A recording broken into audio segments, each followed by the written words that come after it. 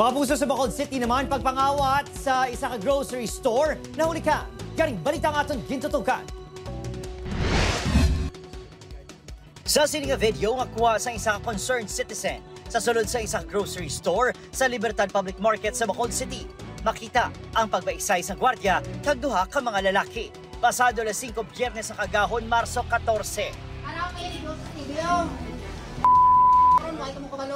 Kabalo ka to, ang ginasakyan nila ibay. Ang gwardiya nagkuha pa sang binangon kag ginhanaan ang duha ka mga lalaki.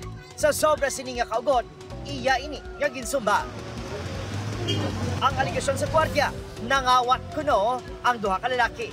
Sa CCTV footage, makita ang ilang pagkadto pabalik sa sulod.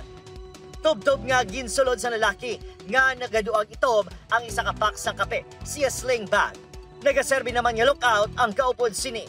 Ang naka-block, halos kapila na siya nakuhaan, CCTV dira nga panguha sila dito, mangyapon nga area, kapila na sila nakakong hindi tirada.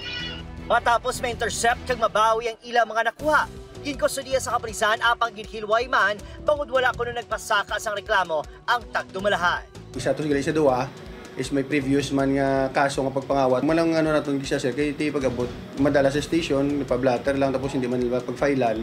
So, ara mas nagyapon, balik mas nagyapon sa kalsada. Abisar ng awat ng mga lalaki, ginalantaw nga may kapantahan sa bahin sang gwardiya ang pamaagi sa iya pag-aresto. Hindi dapat ang buwang pag-apprehend niya. Under investigation tani sir. Sa lagi siya rin nangastigo siya. Ginpadulungan sa news team ang gwardiya apang natabuan nga day off sini subong adlaw. Abisar ginhilway ang ginapahayag duha ka kabatan.